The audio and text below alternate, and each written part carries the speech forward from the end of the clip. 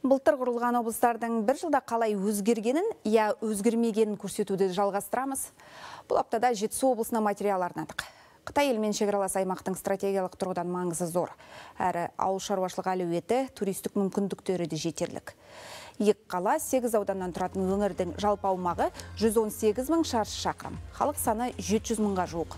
Оның 388 мыңы ауылдарда тұрады. 2023 жылғы бюджеті 470 миллиард теңге төңірегінде бекітілсе, оның 375 миллиард теңгесі республикалық трансферт. Бұдан шығатын қорытынды өзін өзі асырайтындай жағдайға жету үшін әлі біраз уақыт керек. Қуаныш Қанатұлы жалғастырады.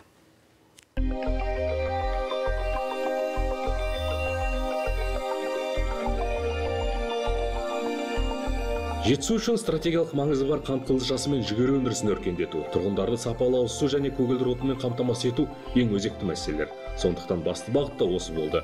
Бір жылда қант қызылшасының алқабы 2 есеге ұлғайтылып, 8 мың гектардан асты. 2 қант зауыты толық қуатына көшіп, биыл 47 мың тонна шекер өндіру жоспары тұр. Кәсіпорындар күзде тәтті бірді өндірсе, жаз айларында қант құрағынан қант шығарып, жыл бойы үздіксіз жұмыс істеуге кірісті.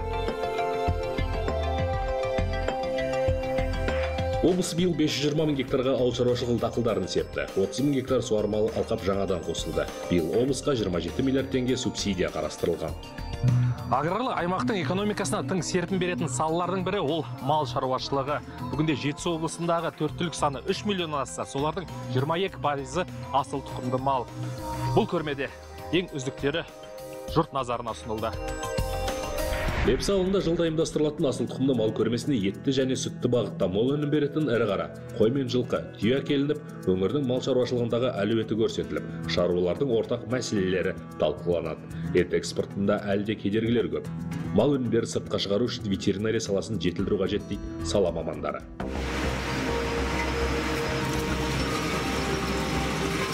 Жетісу облысы тұрғындарының 90% орталықтандырылған ауыз сумен қамтылғанымен, тек елде бірнеше жылдан бері тіршілік нәрі өте өзекті. Әсіресе жаз айларында ауыз су ашық су көздерден алынғандықтан халыққа әк араласқан лай су барады. Салдардан ыдыс арқалаған шаһар тұрғындары қайнарларды жағалап ішер суын бұлақтан алады. Кранның суы ішуге жарамайды, кемейді. Қыста былай тазарғанымен, мына көктем уақытында су ерігеннен кейін жаңағы мрамормен аралас келеді, жаңағы ағызған кезде аппақ су мрамор оны араласқан сияқты болып түседі. Сондықтан осы бұлақтан алып ішеміз. Текелі қаласының ауыз су мәселесін президент Қасым-Жомарт Тоқаев та өңірге барған сапарында көтерген. Қазіргі таңда 6000 текше метрлік жаңадан су жинайтын резервуар салынып, қалаға 15 шақырым құбыр тартылып жатыр.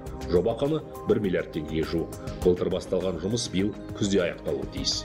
Сол сияқты облысты газдандыру да кезең-кезеңмен жүзеге асырылып келеді. Қазіргі таңда өңір тұрғындарының небәрі 41% көгілдір отынмен қамтамасыз етілген. Ал облыс орталығы Талдықорғанда баспана мәселесі өте өзекті. Қазірдің өзінде 15 мың адам үй кезегінде тұр. Құрылыс қарқынды жүріп жатқанымен кезектің жылжуы қиын. Алдыңғы жылдары заңсыз беріліп кеткен 1000-нан астам пәтер мемлекетке қайтарыла бастады. Биыл кезектегі 2000-ға жуық азамат баспаналы болмақ. Облыста 30 мыңнан астам, 31 мың адам үйдің кезегінде тұратын болса, Талдықорған қаласында мысалы 15 мың адам тұрады. Біз алдағы 3-4 жылдың ішінде сол кезекті жарты есеге дейін түсіру. Ол үшін кемінде облыста біз 200 мың шаршы метрден кем емес үй беруіміз керек.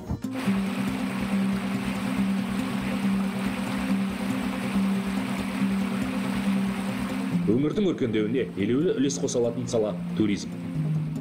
Алакөлде шомылу маусымы басталғанымен, бірақ жағада әлі адам аз, ол түсінікті де. Су әлі суық, ауа райы да құбылып тұр. Бұл жерде нағыз шомылу маусымы шілденің шіліңгір ыстығында басталмақ. Алайда бұл салада да кемшін тұстар көп. Айдынды Алакөл жағасын жылдар бойы су шайып, тұрғын үйлер мен демалыс орындарына қауіп төндіруде. Баға мен сапа айырмашылығынан туристердің басым бөлігі демалуға туған жерге емес, шетелге барғанды жөн көреді. Бізде Қазақстанда қазір сервистің даму жағынан негізі өте төмен жақтамыз. Бірақ қазақстандық туристер негізі ең, қалай айтса болады, капризный туристер да. Негізі бізге кішкене бағаны түсіру керек, немесе сервистің жұмысын қатты көбейту керек. Өйткені мұндағы номерлардың өздері, мысалы 30 мың болатын болса, ол сервиске жаңағыдай жұмыстары вообще сәйкес келмейді. Десе де биыл айдынды Алакөлге қатынау ретке келтірілді. Талдықорған Үшарал Достық жол құрылысының негізгі жұмыстары аяқталды. Әуежайдың ұшып-қону жолағы да жаңартылды.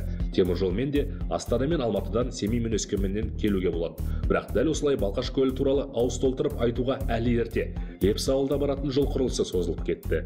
Көл жағасында да демалуға жағдай жасалмаған.